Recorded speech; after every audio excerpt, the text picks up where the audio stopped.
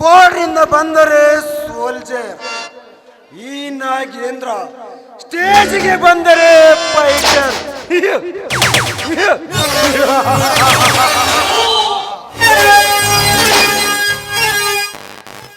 ಈ ಕಾಡ ಕಾಳಿಂಗ ಸರ್ಪವಾಗಿ ನಿಂತರೆ ಈ ತಾಲೂಕಿನಲ್ಲಿರುವ ರೈತ ಕುನ್ನಿಗಳು ಟಿಕೆಟ್ಟು ಗಾಳಿಪಟಕ್ಕೆ ಸೂತ್ರ ಇಲ್ಲದಂತೆ ಆಗುವುದರಲ್ಲಿ ಅನುಮಾನವೇ ಇಲ್ಲ.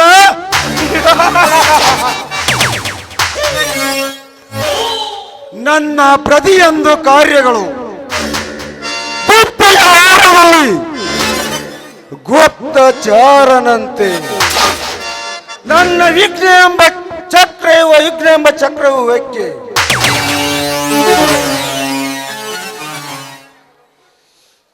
ಈ ಕಿರಣ್ ಯಮಲೋಕದ ಹಾದಿ ತೋರಿಸಿದಾಗಲೇ ನನ್ನ ಕಳ್ಳ ಸಾಗಾಣಿಕೆಯ ಕೆಲಸಗಳು ಸುಗಮವಾಗಿ ಸಾಗುತ್ತವೆ.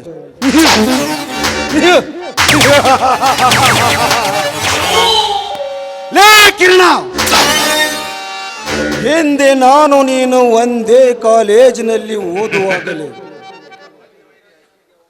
ಬದ್ಧವಾಗಿ ನನಗೆ ಅವಮಾನ ಮಾಡಿಸಿದ್ದು ಮರೆತಿಲ್ಲ, ಮರೆಯಲು ಸಾಧ್ಯ ಇಲ್ಲ.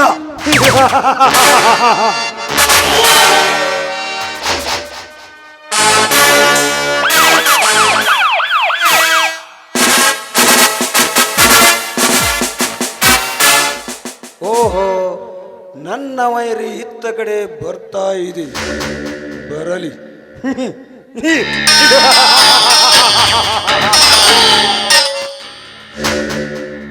ಕಿರಣ, ಅವತ್ತು ಕಾಲೇಜಿನಲ್ಲಿ ನಾನು ಯಶೋದೆಂಬ ಹುಡುಗಿಯನ್ನು ಅಪ್ಪಿ ಮುದ್ದಿಡುವಾಗ ನನ್ನ ಕೆನ್ನೆಗೆ ಬಾರಿಸಿದ್ದು ನೆನಪಿದೆಯಾ?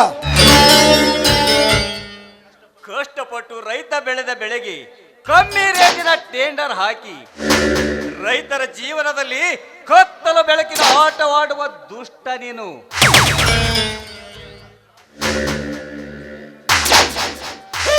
ಅಷ್ಟೇ ಅಲ್ಲ, ಗಿಡದಿಂದ ಗಿಡಕ್ಕೆ ಹಾರುವ ನಿಮ್ಮಂತ ಮಂಗ್ಯನ ಮಕ್ಕಳನ್ನು ಮರೆಯಲು ಸಾಧ್ಯವೇ ಇಲ್ಲ.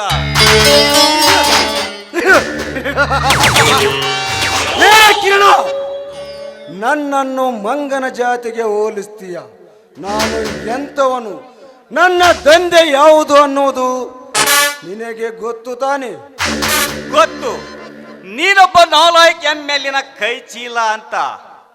ರಾತ್ರಿ ಇಡೀ ಕಣ್ಣಿಗೆ ಎಣ್ಣೆ ಬಿಟ್ಟುಕೊಂಡು ಬೆಳೆದ ಬೆಳೆಯನ್ನು ಮಾರ್ಕೆಟ್ಗೆ ತೆಗೆದುಕೊಂಡು ಬಂದಾಗ ರೈತನ ಗೋಣು ಮುರಿಯುವ ನಯವಂಚಕ.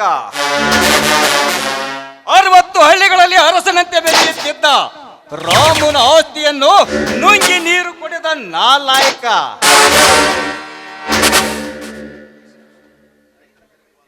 ರೈತನ ಖರೀದಿ ಮಾಲನ್ನು ಬೇರೆಂದು ದೇಶಕ್ಕೆ ಮಾರಿಕೊಳ್ಳುವ ಬಂಡ ಸೂಳೆಯ ಮಗ ಎನ್ನುವುದು ಗೊತ್ತು. ಕಂಡವರ ಮನೆಯಲ್ಲಿ ಕಣ್ಣು ಹಾಕುವ ಹುಡುಗ ಬೆಕ್ಕಿನಂತವನು ಗೊತ್ತಲೇ ನಾಗೇಂದ್ರ.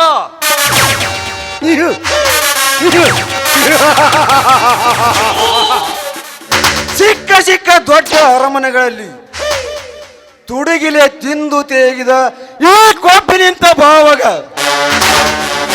ಬೆಕ್ಕಿನ ಮುಂದೆ ಅಲ್ಲೊಂದು ಇಲ್ಲೊಂದು ಬಿದ್ದ ಕಾಳನ್ನು ನುಂಗುವ ಬಡಕೆ ಇಲಿಯೊಂದು ಎಚ್ಚರಿಕೆ ತಮಟೆ ಬಾರಿಸಿದಂತಾಯಿತು ನನ್ನ ಸ್ಥಿತಿ.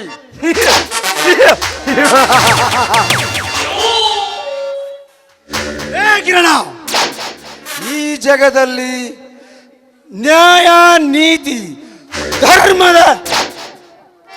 ಧರ್ಮದ ಶಿಲೆಯನ್ನು ಬತ್ತಿದಂತಾಯಿತು ನಿನ್ನ ಸ್ಥಿತಿ. ಕಿರಣ, ಸತ್ಯದ ಬೋರು ಗುದ್ದಿಸಿ ಧರ್ಮದ ನೀರು ತೆಗೆದಂತಾಯಿತು ನಿನ್ನ ಸ್ಥಿತಿ. ಏನಾಗೇಂದ್ರ, ಬಂಜರು ಭೂಮಿಯಲ್ಲಿ ಅಟ್ಟೆ ಅಲ್ಲ, ಬಂಡೆಗಲ್ಲಿನಲ್ಲಿ ಬೋರು ಗುದ್ದಿಸಿ ಧರ್ಮದ ನೀರು ತರಿಸ್ತೀನಿ. ರೈತ ಮಕ್ಕಳ ಜೀವನದಲ್ಲಿ ಅನ್ಯಾಯವೆಂಬ ಮೋಸದ ಆಟವಾಡುವ ನಿಮ್ಮ ಕರ್ಮದ ನಾಟಕಕ್ಕೆ ಅಂತ್ಯದ ನಾಂದಿ ಹಾಡಿ ರೈತ ಮಕ್ಕಳಿಗೆ ನ್ಯಾಯದ ಕಿರೀಟ ತೊಡಿಸ್ತೇನೆ ಹೊರತು ಹಣಕ್ಕಾಗಿ ಕಪ್ಪೆಯಂತೆ ಬಾಯಿ ತೆಗೆದುಕೊಂಡು ಕುಳಿತ ಸೂಳೆಯ ಮಗ ಆಗಲಾರ ಈ ಕಿರಣ್. ಸೂಳೆ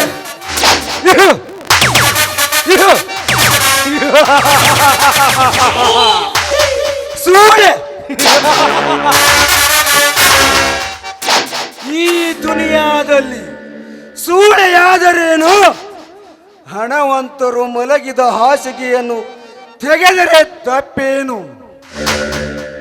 ನೀನೊಬ್ಬ ರೈತರಿಗೆ ನ್ಯಾಯ ದೊರಕಿಸಿಕೊಡಲು ನಮ್ಮಂತವರೊಂದಿಗೆ ಹೋರಾಡಲು ಸಿದ್ಧವಾದರೆ ಹೆಜ್ಜೆ ಹೆಜ್ಜೆಗೂ ಮೋಸಗಾರರು, ಲೋಪಂಗರು, ಸರ್ಕಾರದ ಖಜಾನೆಯನ್ನು ನುಂಗುವ ನರಹಂತಕರು ಇದ್ದಾರೆ. ನಮ್ಮಂತವರನ್ನು ಎದುರು ಹಾಕಿಕೊಳ್ಳುವುದು, ನಿನ್ನ ಹೆಂಡತಿ ಮುಂಡೆಯಾಗುವುದು ಒಂದೇ. ಲೇ ನಾಗೇಂದ್ರ, ನಿನ್ನ ಕೊಳ್ಳು ಬೆದರಿಕೆಗೆ ನಮ್ಮ ಮನೆ ಕಾಯುವ ನಾಯಿನೇ ಹೆದರೋದಿಲ್ಲ. ಇನ್ನು ಈ ಕೋಕಿ ಹೆದರಲು ಸಾಧ್ಯವೇ ಇಲ್ಲ.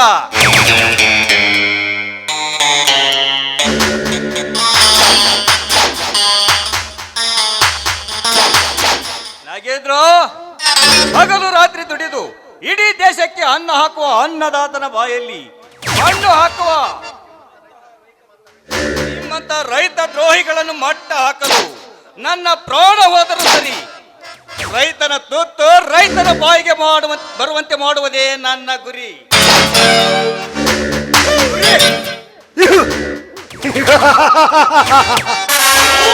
ಆನೆಯಂತೆ ಮನ ತುಂಬಿಕೊಳ್ಳಬೇಡವೇ ಮಂಕೆ. ನಿಮ್ಮಂತ ನಿಯತ್ನ ಇನ್ಸ್ಪೆಕ್ಟರ್ ಅನ್ನು ಯಾವ ರೀತಿ ದಾರಿಗೆ ತರಬೇಕೆನ್ನುವ ಅಂಕುಶ ನಮ್ಮ ಕೈಯಲ್ಲಿದೆ. ನಮ್ಮ ಅಂಕುಶ ದಾವೂದ್ ಇಬ್ರಾಹಿಮಿನಂತ ನರಹಂತಕರ ಕೈಯಲ್ಲಿದೆ ಮರಿ.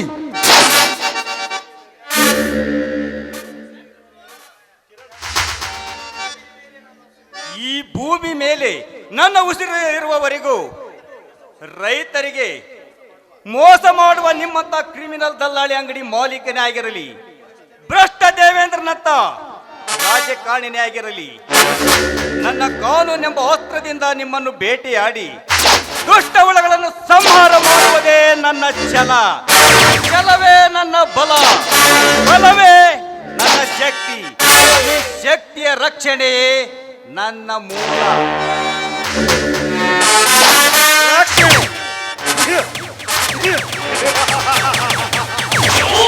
ವರ್ಷಾನುಗಟ್ಟಲೆ ಉಪವಾಸ, ಒಪ್ಪಿನ ಸತ್ಯಾಗ್ರಹ ಚಳವಳಿ ಮಾಡಿ ಕೆಂಪು ಮತ್ತೆ ಬ್ರಿಟಿಷರನ್ನು ಒದ್ದು ಓಡಿಸಿ ದೇಶಕ್ಕೆ ಸ್ವಾತಂತ್ರ್ಯ ತಂದು ಕೊಟ್ಟ ಪಿತಾಮಹನನ್ನು ಗುಂಡಿಟ್ಟು ಕೊಂದ ಗೋಡ್ಸೆಯ ಅವನು ನಮ್ಮವನೇ. 17 ವರ್ಷ ಇಡೀ ಭಾರತ ದೇಶವನ್ನು ಗಂಡಸರಂತೆ ಆದ ಶ್ರೀಮತಿ ಇಂದಿರಾ ಗಾಂಧಿಯನ್ನು ಗುಂಡಿಟ್ಟು ಕೊಂದವನು ಅವನು ಅವಳ ಅಂಗರಕ್ಷಕನಲ್ಲವೇ? ಇನ್ನು ಈಗ ತಾನೇ ಕಣ್ಣು ಬಿಡುವ ಗೊಬ್ಬಿ ಮರಿಯನ್ನು ಹೇಗೆ ಬೇಟೆಯಾಡಿ ಯಮಲೋಕಕ್ಕೆ ಕಳಿಸಬೇಕೆನ್ನುವುದು ನನಗೆ ಚೆನ್ನಾಗಿ ಗೊತ್ತು.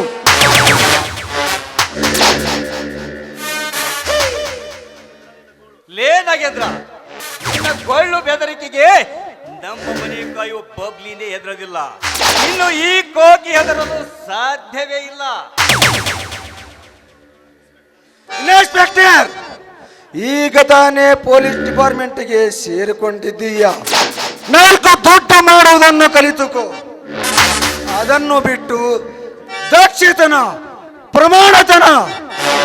ಪ್ರಮಾಣತನ ಎಂದು ಕಾನೂನಿನ ವಿರುದ್ಧ ಹೋರಾಟ ಮಾಡಲು ಹೋದರೆ ನಾಳೆ ನೀನು ಸತ್ತಾಗ ಮಣ್ಣಿಗೆ 4 ಕಾಸು ಇರುವುದಿಲ್ಲ. ಅರ್ಥ ಮಾಡಿಕೋ. ಹಾಗೇನಾದರೂ ಮನಸ್ಸು ಬದಲಿಸುವ ಬುದ್ಧಿ ಇದ್ದರೆ ಮರಣ ಮೃದಂಗ ಬಂಗಲೆಗೆ ಬಂದು ಭೇಟೆಯಾಗು. Good bye.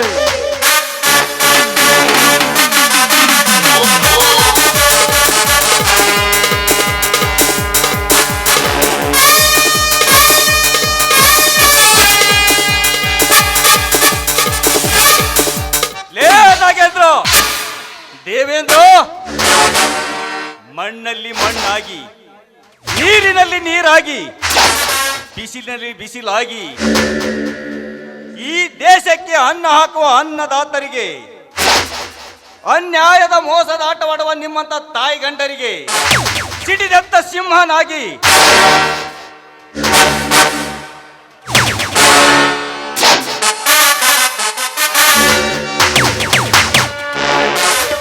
ನನ್ನ ಕಾನೂನಿನಿಂದ ನಿಮಗೆ ಶಿಕ್ಷೆ ಕೊಡಿಸಿ ರೈತರ ಹಸಿರು ಕ್ರಾಂತಿಯ ಬಾವುಟವನ್ನು ವಿಧಾನಸೌಧದ ಮುಂದೆ ಹಾರಿಸದಿದ್ದರೆ ನನ್ನ ಹೆಸರು ಇನ್ಸ್ಪೆಕ್ಟರ್ ಕಿರಣ್ ಕುಮಾರನೇ ಅಲ್ಲ.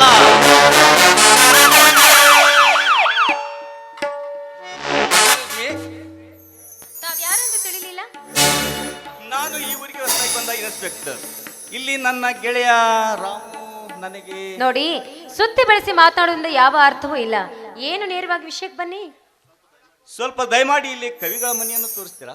ಅಯ್ಯಯ್ಯೋ, ಅವನೊಬ್ಬ ಹುಚ್ಚು ಕವಿ, ಇವನೊಬ್ಬ ಹ್ಯಾಪಿ ಇನ್ಸ್ಪೆಕ್ಟರ್. ಎಲ್ಲಿ ಅಂತ ಎಲ್ಲಿಗೆ ಹೇಳಲಿ ನಾನು? ನೀವೇನು ಮನಸ್ಸಿನಲ್ಲಿ ಸಣ್ಣ ಧ್ವನಿಯಲ್ಲಿ ಏನೋ ಮಾತಾಡದಂತೆ ಕಾಣ್ತಾ ಇದೆ. ಅಯ್ಯ, ಅದೇನಿಲ್ಲ. ನೀವು ಕವಿಗಳ ಅಡ್ರೆಸ್ ಕೇಳಿದ್ರಲ್ಲ, ಅದು ಅಲ್ಲಿ ನೋಡಿ, ಅಲ್ಲಿ ಪಾಳ ಬಿದ್ದ ರಂಗಮಂದಿರ ಇದೆಯಲ್ಲ, ಅಲ್ಲಿ ಬರಿತಾ ಕೂತಿರ್ಬೋದು. ಅಲ್ಲಿ ಹೋಗಿ ನೀವು ವಿಚಾರಿಸಿ, ನಾನು ಬರ್ತೀನಿ. ಸ್ವಲ್ಪ ನಿಲ್ತೀರಾ? ನನ್ನನ್ನು ನಿಲ್ಲಿಸಿದ ಕಾರಣ? ನಿಮ್ಮ ಹೆಸರು? ನನ್ನ ಹೆಸರು ಸರೋಜಾ ಅಂತ. ತಮ್ಮ ಹೆಸರು? ಕಿರಣ್. ಸರೋಜಾ ಅಂದ್ರೆ ನೀವು ಮಾಜಿ ಎಮ್ಎಲ್ಎ ಗುಂಡೂರಾವ್ ಅವರ ಮಗಳು? ಹೌದು. ನನ್ನ ಪರಿಚಯ ನಿಮಗೆ ಹೇಗೆ ಗೊತ್ತು? ಸರೋಜಾ, ನಾನು ನೀನು ಒಂದೇ ಕಾಲೇಜಿನಲ್ಲಿ ಓದುತ್ತಿದ್ದು, ಅಂದು MA ಕಾಲೇಜಿನ ವಿದ್ಯಾರ್ಥಿಗಳ ಬೀಳ್ಕೊಡುಗೆ ಸಮಾರಂಭದಂದು ನೀವು ವೇದಿಕೆಯ ಮೇಲೆ ಸವಿ ಸವಿ ನೆನಪು ಸಾವಿರ ನೆನಪು ಎಂಬ ಸುಮಧುರ ಹಾಡಿದ್ದು ನೆನಪಿರುತ್ತದೆ? ಅಯ್ಯೋ, ಅದೆಲ್ಲ ಹಳೆ ಕತೆ. ಅದನ್ನು ತೆಗೆದುಕೊಂಡು ಈಗೇನ್ ಮಾಡ್ಬೇಕು? ಅರ್ಜೆಂಟ್ ಆಗಿ ನಾನು ಹೋಗ್ಬೇಕು, ದಾರಿ ಬಿಡಿ. ಸರೋಜಾ, ಬಂದ್ಬಿಡು. ಅಂದು ನೀವು ಹಾಡಿದ್ದು ಹಾಡು ನನ್ನ ತಲೆಯಲ್ಲಿ ಇನ್ನೂ ಗುಣಗುಡ್ತಾ ಇದೆ. ನಾನೊಂದು ಮಾತು ಕೇಳಿದೆ. ನೀವು ಹೇಳೋ ಮಾತು ಒಳ್ಳೇದಾಗಿದ್ರೆ ಖಂಡಿತವಾಗ್ಲೂ ಹೇಳ್ತೀನಿ. ಹೇಳಿ, ಅದ್ಯಾವ ಮಾತಂತ? ಸರೋಜಾ, ನಿನ್ನನ್ನೇ ನನ್ನ ಬಹಳ ಸಂಗಾತಿಯನ್ನಾಗಿ ಮಾಡಿಕೊಳ್ಳಬೇಕೆಂಬುದೇ ನನ್ನ ಮನದಾಳ ಆಶೆ. ಅಬ್ಬಾ, ಏನು ಇನ್ಸ್ಪೆಕ್ಟರ್ ಸಾಹೇಬ್ರು, ನೋಡಿ, ಈ ಪ್ರೀತಿಯನ್ನು ಮಾಡಬೇಕಾದ್ರೆ ಧೈರ್ಯವೆಂಬ ಸಿಂಟ್ಲಗಾಯಿನ ಕಟ್ಟಿಕೊಂಡು ಈಜಿ ದಡ ಸೇರಿದ್ರೆ ಚಂದ. ಸರೋಜಾ, ನೀನು ಒಪ್ಪಿದರೆ ಜೋಡಿ ಹಕ್ಕಿಗಳಾಗಿ ಬೆಳ್ಳಿ ಆಕಾಶದಲ್ಲಿ ಹಾರಾಡೋಣ, ಏನಂತೀಯ? ನೋಡಿ ಇನ್ಸ್ಪೆಕ್ಟ್ರೆ, ಈ ಪ್ರೀತಿ ಎಂಬುದು ಮುಳ್ಳಿನ ಗಿಡ ಇದ್ದ ಹಾಗೆ. ಧೈರ್ಯವಾಗಿ ಕುತ್ಕೊಂಡ್ರೆ ನೆತ್ತಿ ಮೇಲೆ ಚುಚ್ಚುತ್ತೆ, ಇನ್ನು ಕುತ್ಕೊಂಡ್ಬಿಟ್ರೆ ಮೈ ತುಂಬಾ ಮುಳ್ಳು ಚುಚ್ಚುತ್ತೆ. ಏನಂತೀರಿ? ಸರೋಜಾ, ಪ್ರೀತಿಸಲು ಸಿದ್ಧವಾಗಿರುವಾಗ ಮುಳ್ಳಿನ ಗಿಡವಾದರೇನು, ಗುಲಾಬಿ ಹೂವಿನ ಗಿಡವಾದರೇನು, ಧೈರ್ಯ ಮಾಡಿ ಕುಳಿತುಕೊಂಡಾಗಲೇ ಆ ಪ್ರೀತಿಗೆ ಅರ್ಥ ಸಿಗುತ್ತದೆ. ಹೆದರುತ್ತಾ ಕುಳಿತರೆ ಪ್ರೀತಿಗೆ ಅರ್ಥನೇ ಸಿಗುವುದಿಲ್ಲ. ಸರೋಜಾ, ನಾನು ನಿನ್ನನ್ನು ತುಂಬಾ ಪ್ರೀತಿಸುತ್ತಾ ಇದ್ದೇನೆ, ಮುಂದೆಯಾದರೂ ಪ್ರೀತಿಸ್ತಾ ಇರ್ತೇನೆ. ಅವ್ವ, ಪ್ರೀತಿಗೆ ಎಳ್ಳು ನೀರನ್ನು ಬಿಡಬೇಡ. ಅಮ್ಮ, ಈ ನಿಮ್ಮ ಮಾತುಗಳನ್ನು ಕೇಳಿ ಮೂಕ ಹಕ್ಕಿ ಅಂತಾಗಿದೆ ಈ ನನ್ನ ಮನಸ್ಸು. ಏನು ಮಾತನಾಡಬೇಕೆಂಬುದೇ ಗೊತ್ತಾಗ್ತಾ ಇಲ್ಲ ಈ ನನ್ನ ಮನಸ್ಸಿಗೆ. ಅಂದರೆ ನೀನು ನನ್ನನ್ನ ಪ್ರೀತಿಸ್ತೀಯಾ ಅಂದಾಯ್ತು. ಇದನ್ನೆಲ್ಲ ಹೆಂಗ್ರಿ ಇಷ್ಟು ಜನ ಮಧ್ಯೆ ಕೇಳ್ತಾ ಇದ್ದೀರಿ? ಅದನ್ನು ಹೇಳೋದಕ್ಕೆ ನನಗೆ ನಾಚಿಕೆ ಆಗುತ್ತೆ. ನನಗೆ ನಾಚಿಕೆ ಆಗುತ್ತೆ. ಸರೋಜಾ, ಈ ನಾಚಿಕೆ ಎಂಬ 3 ಅಕ್ಷರವನ್ನು ಮನಸ್ಸಿನಿಂದ ಕಿತ್ತು ಹಾಕಿ ಖುಷಿ ಎಂಬ 2 ಅಕ್ಷರದಿಂದ ಈ ಕಿರಣನನ್ನು ಬಿಗಿದಪ್ಪಿಕೋ. ನೀವು ಅಲ್ಲಿಂದ ಇಲ್ಲಿ ಬಂದಿರೋದ ನಾನು ಲವ್ ಮಾಡಕ್ಕೇನ್ರಿ? ಡ್ಯೂಟಿ ಮಾಡಕ್ ಬಂದಿಲ್ಲ, ಇವ್ರು ಲವ್ ಮಾಡಕ್ ಬಂದಾರ. I love you Kiran, I love you. ನೂರಾರು ಜನ್ಮದ ಗೆಳತಿ, ಸಿಂಗಾರ ಸೀಮೆಯ ಒಡತಿ, ನೀನೆ ಚಂದವು ನಿನ್ನಂದ ಚಂದವು, ಅಂತರಂಗ ತುಂಬಿ ತಂದ ಮಾತು ಚಂದವೋ ನಿನ್ನಂದ ಚಂದವೋ, ಅಂತರಂಗ ತುಂಬಿಕೊಂಡ ಮಾತು ಚಂದವೋ.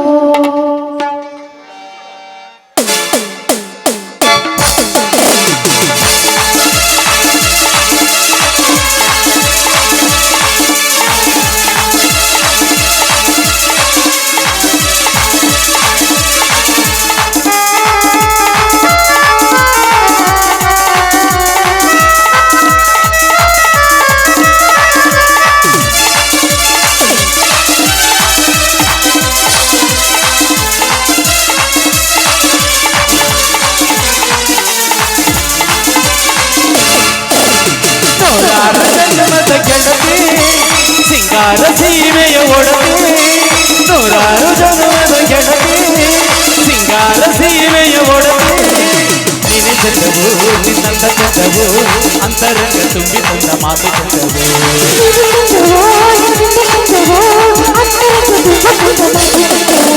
ನೂರಾರು ಜನ್ಮದ ಗೆಳತಿ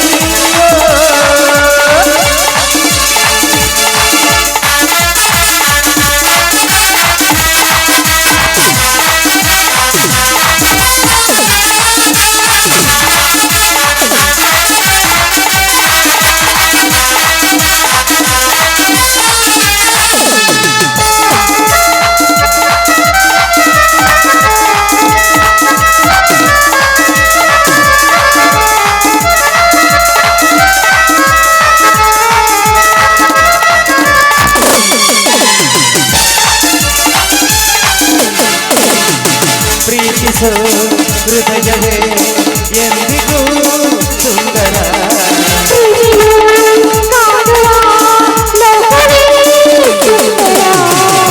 ನೀನಿದ್ದವೋ ಎಲ್ಲವೂ ಸುಂದರ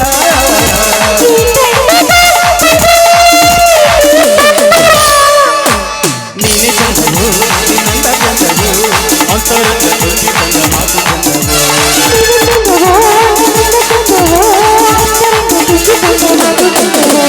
ನೂರಾರು ಜನ್ಮದ ಗೆಳತಿ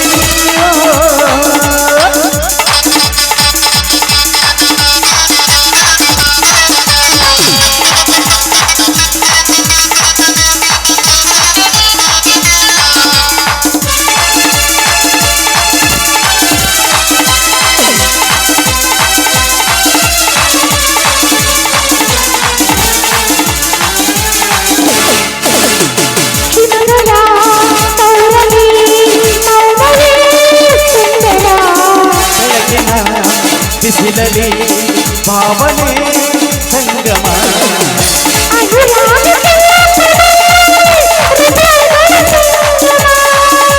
ಅನುಗಾಲ ಹೀಗೆ ನಾ ಸಂಭ್ರಮ